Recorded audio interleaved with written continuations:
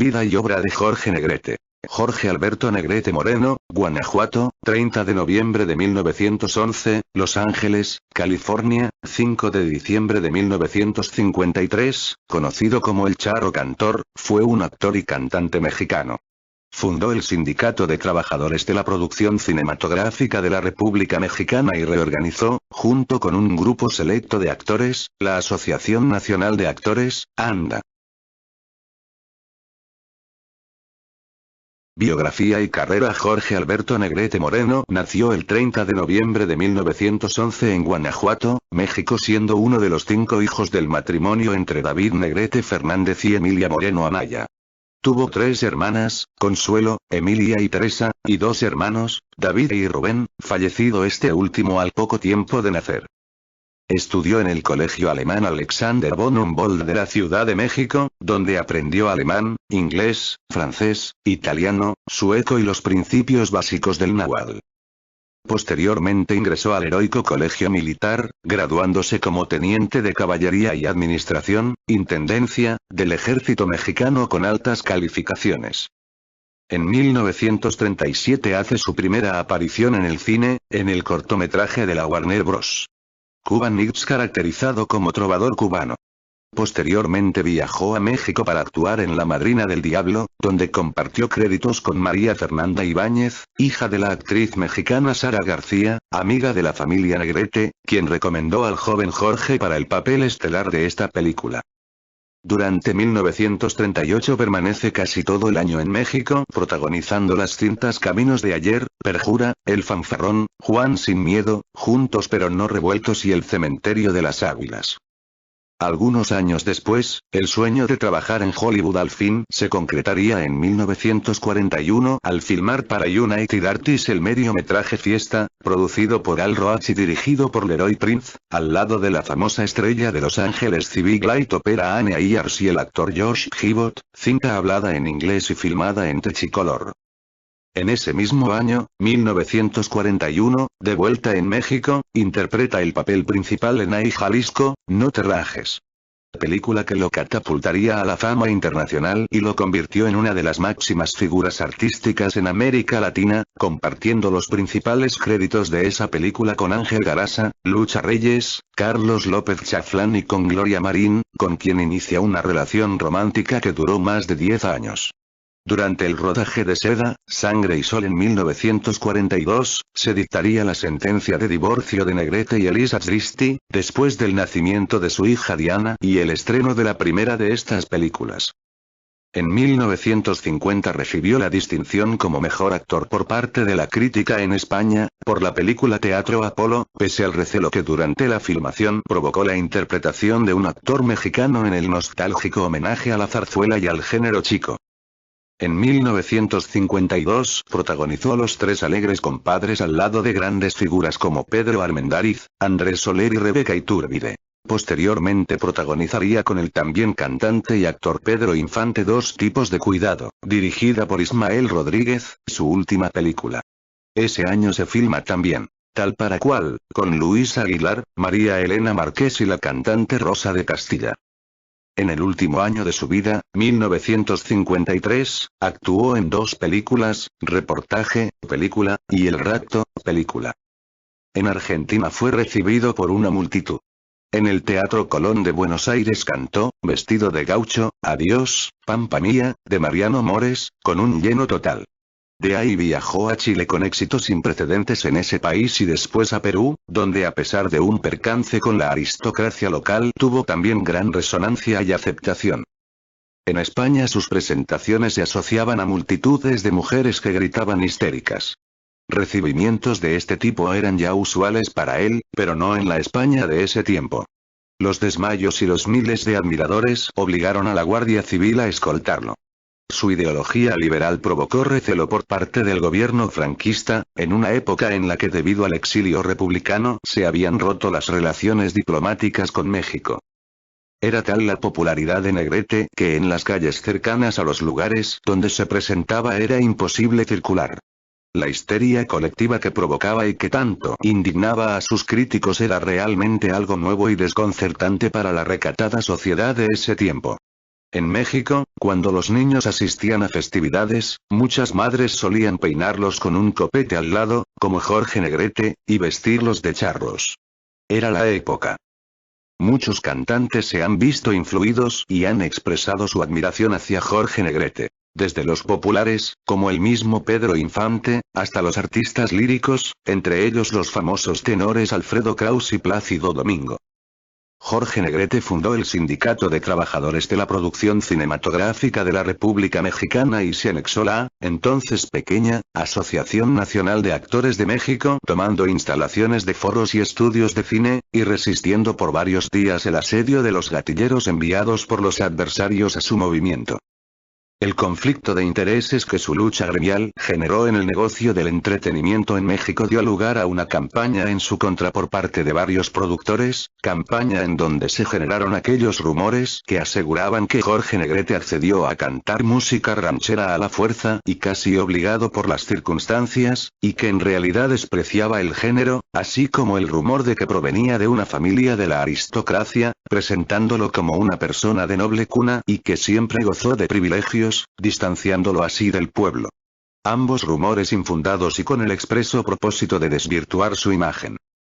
Vida personal: estuvo casado en 2 ocasiones, la primera con Elisa Christie, y la segunda con María Félix. De su primer matrimonio con Christie procreó a su única hija, Diana Negrete. Enfermedad y muerte. Durante su estancia en la ciudad de Los Ángeles, Negrete asistió a una pelea del boxeador mexicano Raúl Macías, cuando se le reventó una de las varices del esófago y estómago con vómito de sangre, hematémesis, y con la presión del hígado produciéndole una hemorragia. Tras su pronto traslado al hospital Lebanon Cedars, permaneciendo en coma durante varios días. El 5 de diciembre de 1953, Negrete falleció a los 42 años de edad en la ciudad de Los Ángeles, California, a causa de la enfermedad crónica originada por una hepatitis C. El día de su muerte fue considerado luto nacional y se guardaron 5 minutos de silencio en todos los cines del país. En el Teatro de la Anda, que hoy lleva su nombre, sus restos mortales permanecieron expuestos para que el pueblo le rindiera homenaje. Fue enterrado en el Panteón Jardín, ubicado al sur de la Ciudad de México. Parte de su filmografía es la siguiente. La Madrina del Diablo es una película mexicana en que debutó el cantante Jorge Negrete. María Fernanda Ibáñez es la coprotagonista e hija de Sara García, quien había recomendado a Negrete para el que sería su primer estelar. La prensa publicitaria decía que hubo un romance entre ellos dos, cuando en realidad Jorge salía con María Luisa Cea. María Fernanda murió tiempo después de tifoidea. Argumento: Carlos, Jorge Negrete, y María Fernanda Ibáñez, son separados por el padre de esta, siendo enviada a un convento y Carlos acusado de un crimen que no cometió. Carlos se fuga y secuestra a María del convento. Juan sin miedo es una película mexicana de 1939 dirigida por Juan José Segura, producida por Alfonso Sánchez Tello y protagonizada por Jorge Negrete y Juan Silvetti. La película nos habla acerca del charro Juan Silvetti y su hijo Juanito. El último desea convertirse en torero, pero su padre desea que se vaya a vivir a la ciudad para realizar sus estudios. La cosa se descontrola cuando Juanito es inculpado por un asesinato que no cometió y debe escapar de la ciudad. Sinopsis: en un pueblo rural vive Juanito, Jorge Negrete, hijo del conocido charro Juan Silvetti, también conocido como Juan sin miedo. A pesar del intenso deseo de Juanito por convertirse en torero, su padre se niega a que siga esa carrera y que más bien se vaya a vivir a la ciudad para que pueda estudiar. Juanito también está enamorado de Amparo, María Luisa Cea, pero el padre de ella desaprueba la relación. Mientras tanto, habiendo decidido enviar a su hijo a la ciudad, Juan decide realizar una fiesta de despedida para este. Juanito, sin embargo, se escapa de la fiesta para darle una serenata a Amparo. El padre de Amparo lo encuentra, y ambos hombres comienzan a discutir fuertemente. En ese momento, un enemigo de Juan Silvetti, Valentín, Emilio Fernández, asesina al padre de Amparo.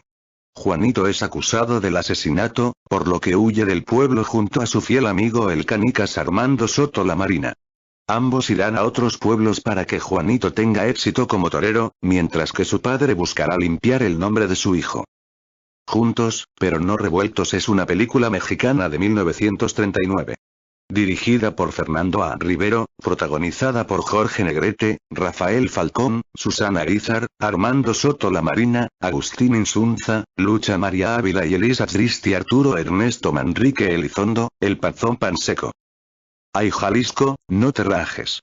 Es una película mexicana basada en la novela homónima de Aurelio Robles Castillo, al igual que otra cinta que protagonizó tiempo después otro gran cantante del cine mexicano, Pedro Infante, titulada El Ametralladora, como apodaban al personaje central de la novela. Jorge Negrete estaba radicado en Hollywood y Nueva York, donde cantaba con músicos mexicanos y cubanos, cuando fue requerido en México para protagonizar esta película, aún casado con Elisa Tristi. En esta cinta conoció a la que se convertiría posteriormente en su pareja sentimental durante 12 años, Gloria Marini, en su coprotagonista en varias películas.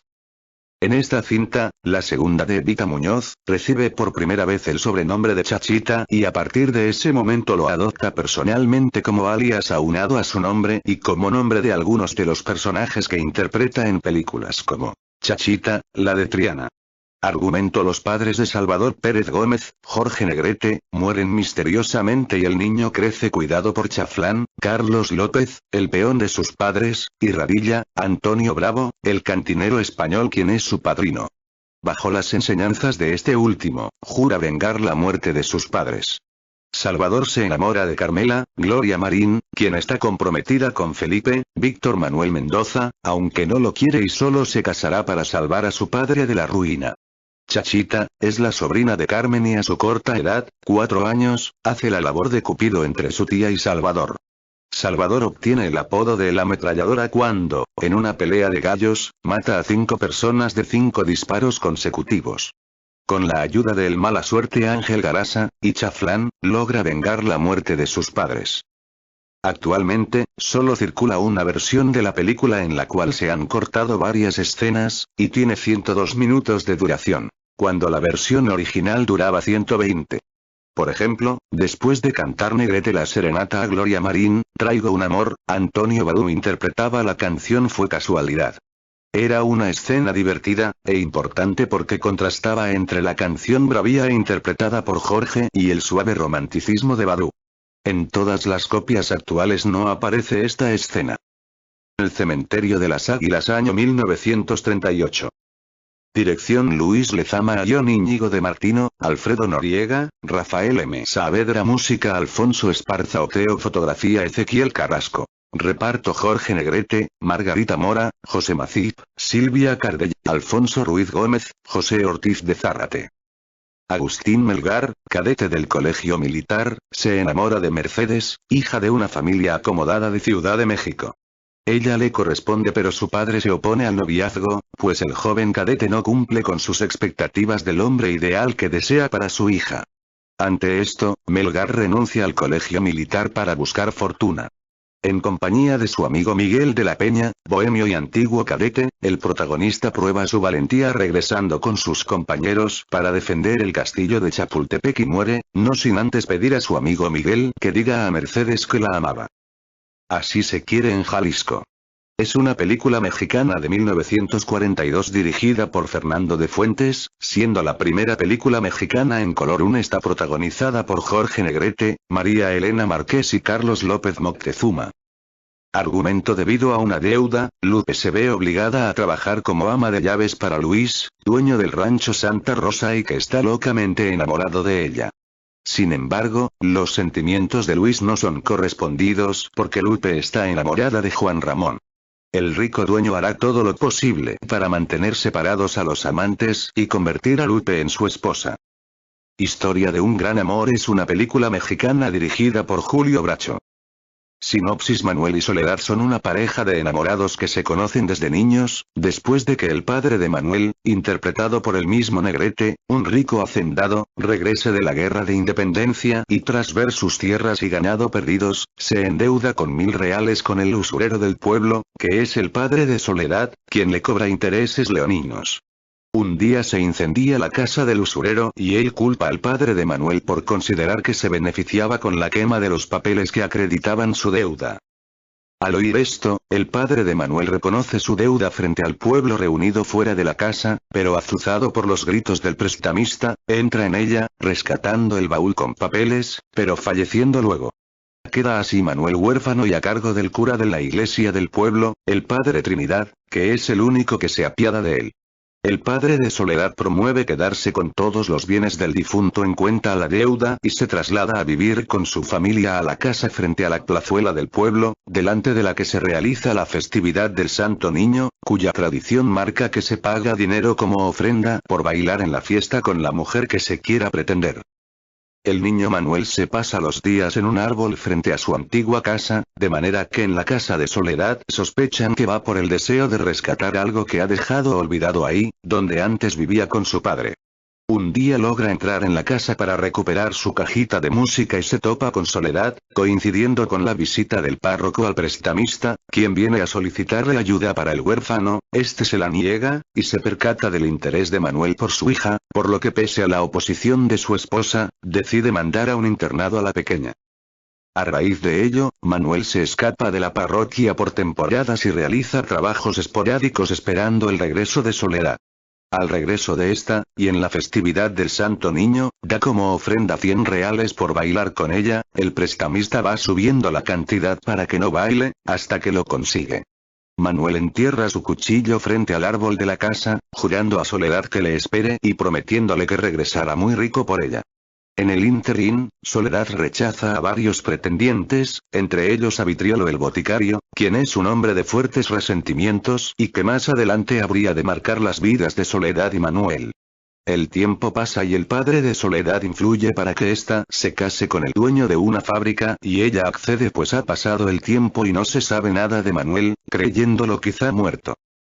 Manuel regresa siendo rico, y es su deseo acudir a la fiesta del pueblo para bailar con Soledad y pedirla en matrimonio, pero es informado de su nuevo estado civil, y desea cobrar venganza. El padre Trinidad le pide mantener la cordura y le ruega que se vayan juntos fuera del pueblo. Soledad, desesperada porque continúa amando a Manuel, le envía una carta solicitando su perdón antes de que se vaya y ella sufra su ausencia. Instigado por esta, Manuel regresa al baile y ofrece la enorme cantidad de 100.000 reales por bailar con Soledad. El marido de esta ofrece a cambio su fábrica para que no bailen, pero su suegro, el padre de Soledad, le convence que mejor deje que bailen o quedará en la ruina. Soledad y Manuel bailan la pieza, pero Vitriolo, motivado por el odio y los resentimientos que alberga hacia la pareja, lanza su cuchillo para evitar que Manuel se lleve a Soledad y pueda perderla. El cuchillo hiere a Soledad de muerte, quien suplica agonizante al párroco que la absuelva y a Manuel que la perdone.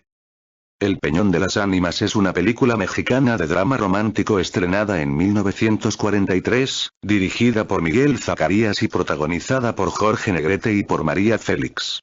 La película marcó el debut cinematográfico de quien con los años se convertiría en la legendaria La Doña.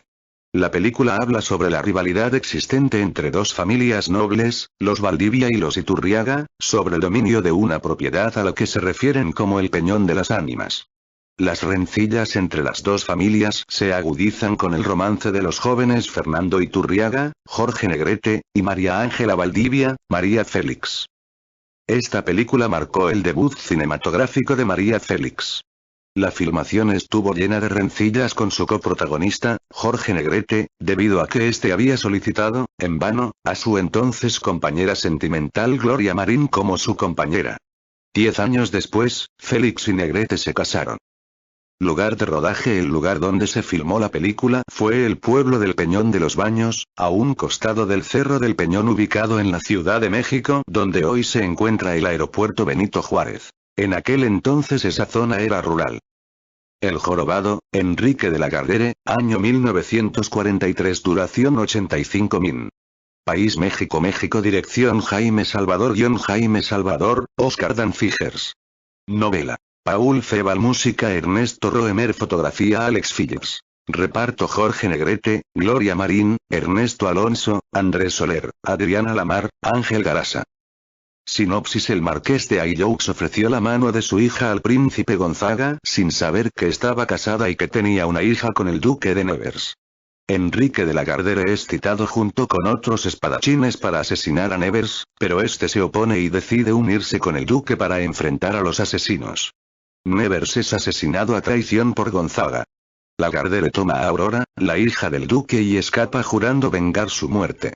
17 años después Enrique se hace pasar como sirviente jorobado del príncipe para reunir a Aurora con su madre y poder cumplir la venganza que le había prometido a Nevers.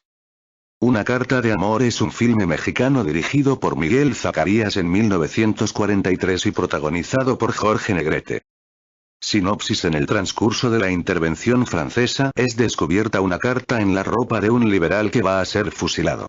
En esta carta se cuenta la historia en donde, herido cercano a un santuario, una joven llamada Marta lo ayuda. Después de su recuperación fue a la fiesta donde se anunció el compromiso forzado de ella con el coronel. Sin embargo, en la fiesta del compromiso, Marta y el fugitivo descubren que están enamorados. El coronel, quien está comprometido con Marta, le dice a ella que capturaran al fugitivo, sin embargo ella ayuda al fugitivo alojándolo en su alcoba durante 2 días. Cuando quiere un mexicano es una película mexicana filmada en 1944.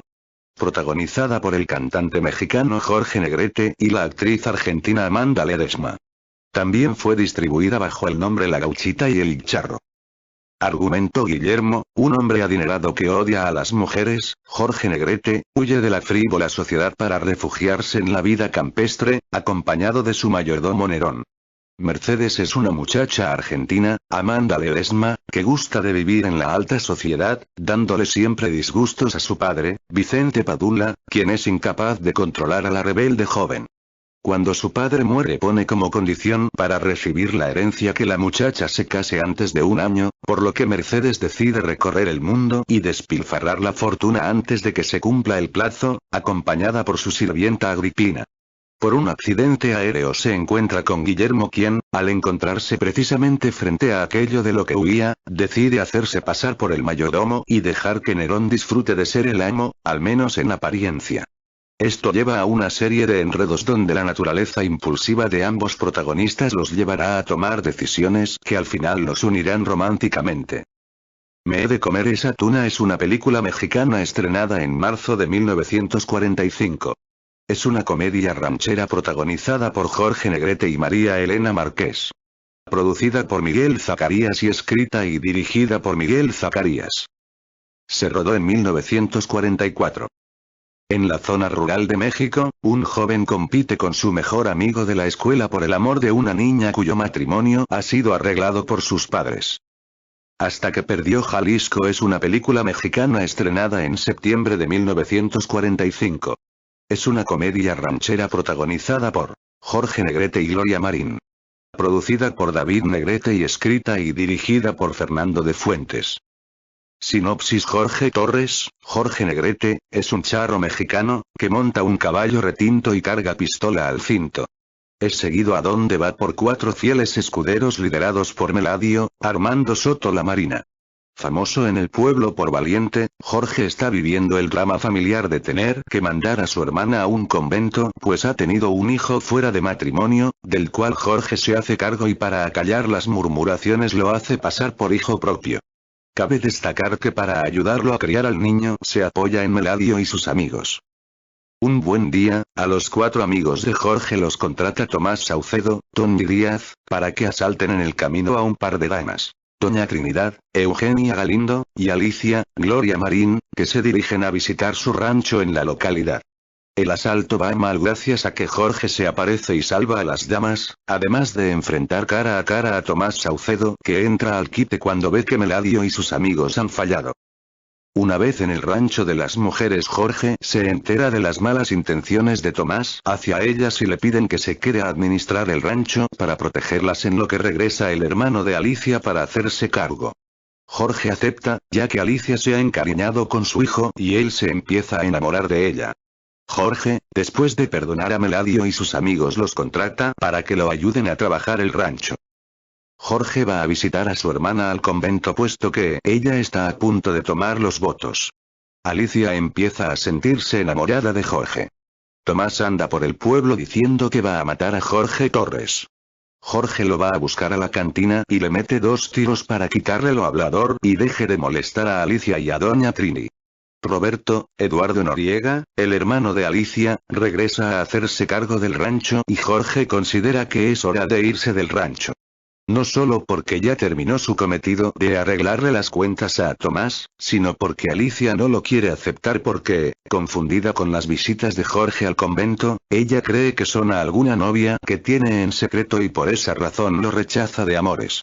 La condición para aceptarlo es muy simple. Alicia quiere saber quién es la mamá del hijo de Jorge y que de veras ya no tiene nada con ella. Al final resulta que Roberto era el antiguo novio de la hermana de Jorge y padre del niño. Al saber esto Alicia acepta a Jorge y juntos van por la hermana de Jorge al convento y la sacan de ahí para hacer una boda doble. Canaima o el Dios del Mal es una película mexicana en blanco y negro filmada en 1945. El guión está basado en la novela homónima del escritor venezolano Rómulo Gallegos. La trama está marcada por la lucha entre la civilización y la barbarie. El joven Marcos Vargas, Jorge Negrete, regresa a su casa en Ciudad Bolívar luego de terminar sus estudios en un internado de Trinidad. Viaja por la selva para iniciar un negocio de transporte y, tras una serie de acontecimientos, termina dirigiendo una expedición en busca de caucho.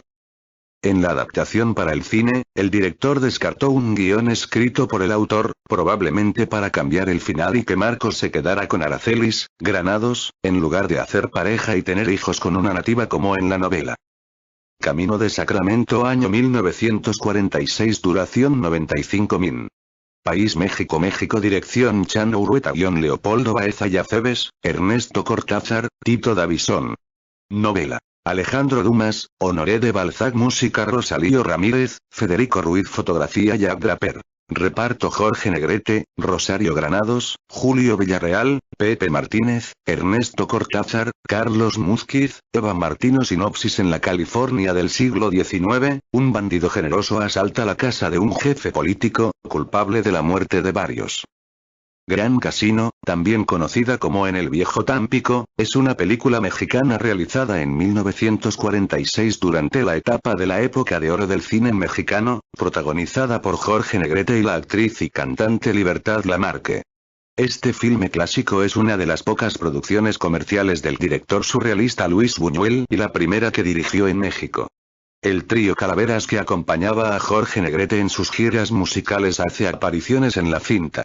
La historia adaptada de la novela El rugido del paraíso de Michel Weber relata los problemas con inversionistas del petróleo antes de su expropiación por el gobierno mexicano.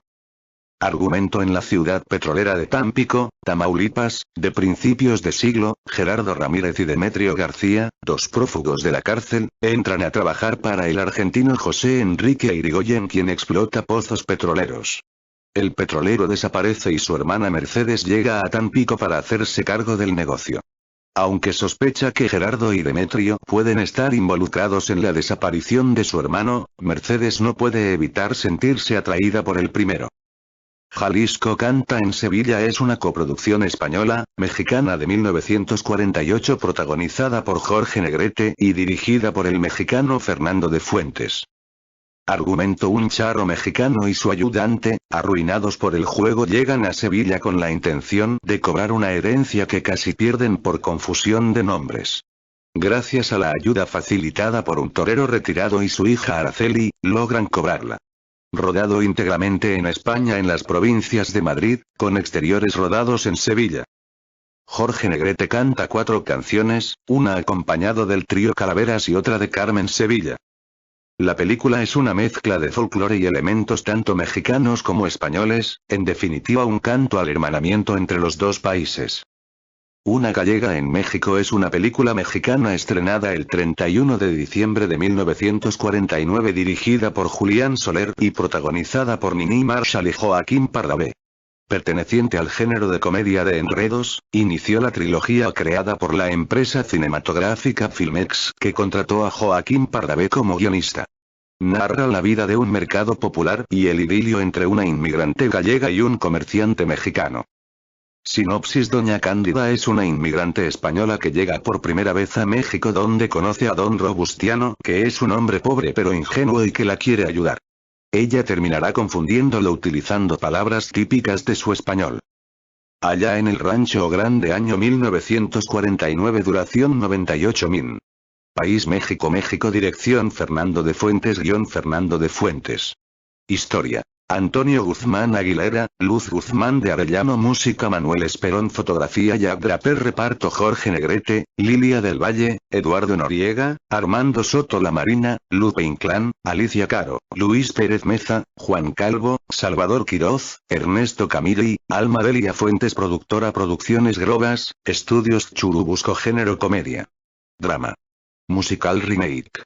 Vida rural. Sinopsis. Al morir su madre, los hermanos José Francisco y Eulalia, junto con la huerfanita Cruz, pasan a ser cuidados por la lavandera Ángela y el borrachín Florentino. José Francisco crece junto a Felipe, el hijo de don Rosendo, patrón del Rancho Grande, y cuando este muere, José Francisco es nombrado capataz por su amigo Felipe. La unión entre ambos se refuerza cuando José Francisco es herido de un balazo al tratar de salvarle la vida a Felipe, y este, a su vez, dona sangre para una transfusión a la que se debe someter su amigo y salvador.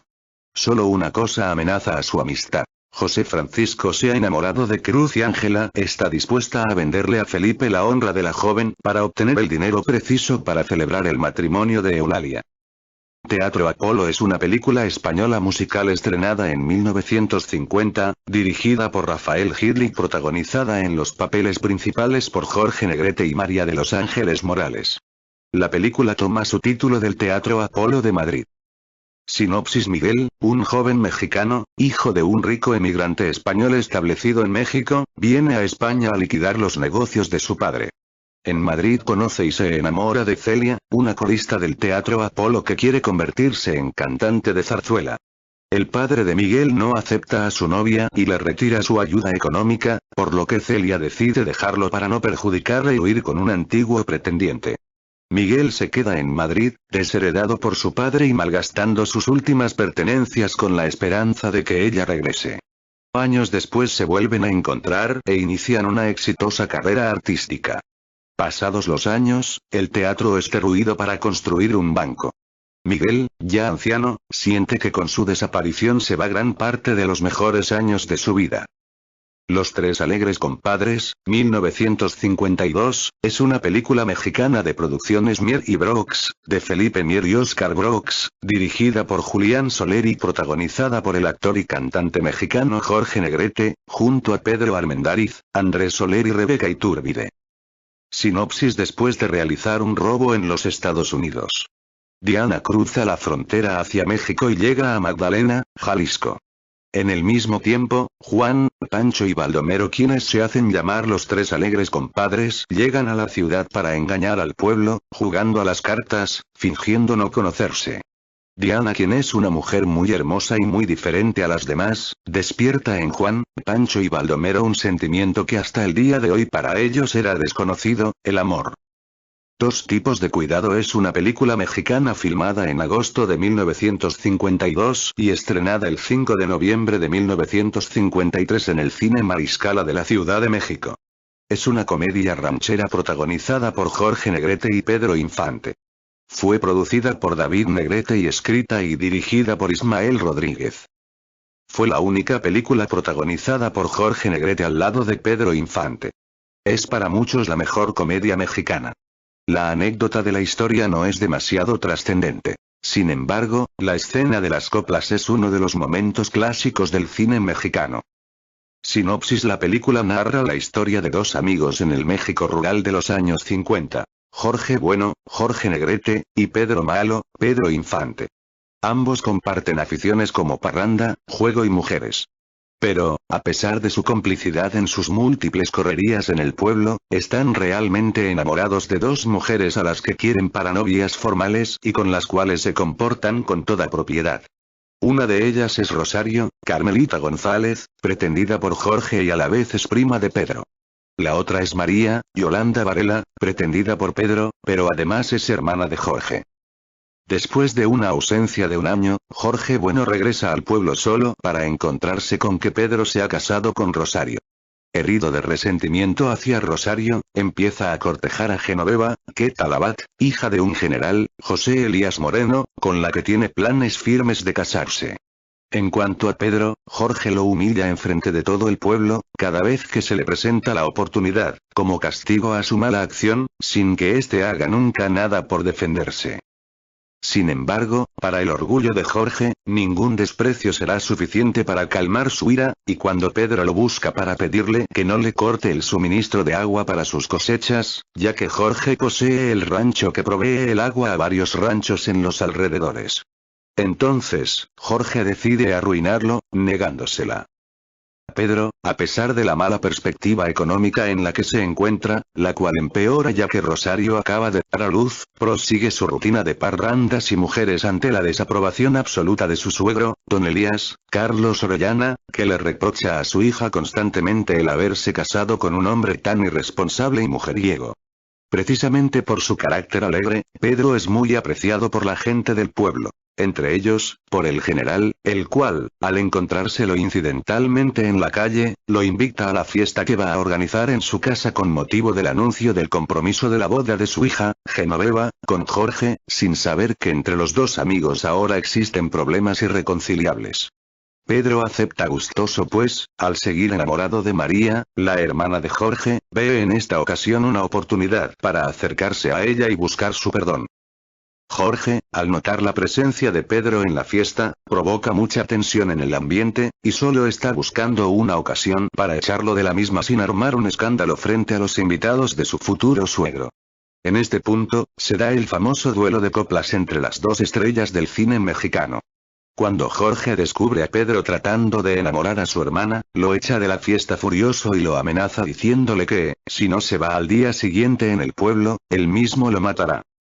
Al día siguiente, Jorge descubre que Pedro sigue en el pueblo y sale en su busca para cumplirle la promesa, pero Pedro se rehúsa a pelear para defenderse, solo lo hará con una condición. Le revelará la verdad de su traición y si después de saberla Jorge insiste en batirse entonces habrá duelo. Se encierran a hablar en un privado de la cantina ante la expectativa de todos los parroquianos y 10 minutos después, Jorge sale solo, completamente impresionado, ya que por fin sabe la verdad detrás del matrimonio de Pedro y Rosario. Pedro sale después y pide un mariachi de inmediato. Pedro le lleva mariachi a María al mismo tiempo que Jorge a Rosario. Por un lado, don Elías corre a Jorge ya que Rosario ya está casada y hasta una hija tiene, así que Jorge decide gritarle a Rosario que la quiere, por el otro, María intenta correr a Pedro quien le volvió a confesar su amor y le echa en cara que aparte de casarse con la novia de su mejor amigo, esta era como su hermana. Pedro le repite que si ella se lo pide terminará su matrimonio inmediatamente, pero María no acepta y finalmente termina de correrlo. Rosario llora angustiada por la serenata que Jorge le llevó, mientras don Elías la consuela prometiéndole que él hablará con Jorge en cuanto esté sobrio y echándole la culpa a Pedro por mal marido. Al día siguiente, Pedro y Jorge se encuentran en el monte. Jorge le reprocha a Pedro el haberle llevado serenata a María, y Pedro se la devuelve diciéndole que le hizo quedar como cornudo, por llevarle serenata a Rosario. Tras un intercambio de palabras, Jorge le da un puñetazo a Pedro y Pedro se lo devuelve. Pedro tiene la oportunidad de matar a Jorge golpeándolo con una enorme piedra, mientras Jorge lo tiene apuntado con la pistola, pero deciden calmarse y dejar las tonterías a un lado. Jorge le pide a Pedro una entrevista con Rosario, usando como excusa que al día siguiente tendrá una fiesta por el día de su diablo, ya que así no hay sospechas de ningún tipo, y Pedro, algo a la mala, acepta. Parece ser que todo está arreglado y que han vuelto a ser tan amigos como antes, aunque con ciertos roces.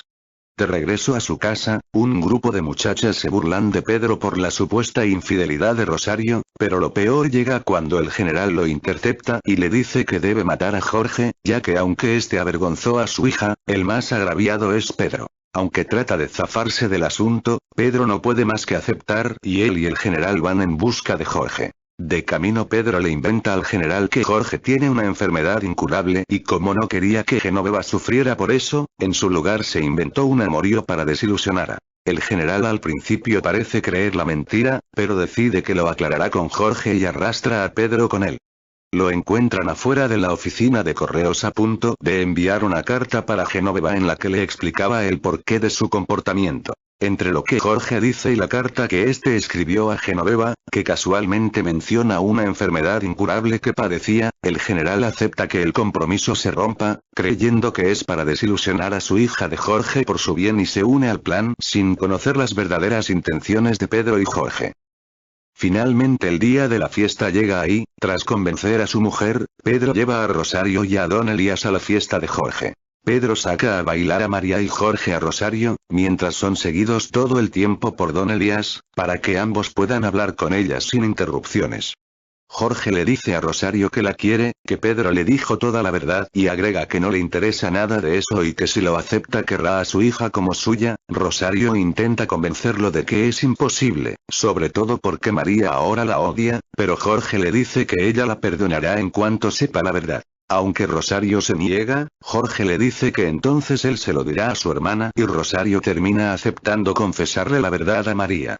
Mientras, Pedro le pregunta a María si alguna vez lo quiso y ella le confiesa que sí, pero que no lo había aceptado porque no quería compartir su amor con chamaconas y que por eso se hacía la difícil.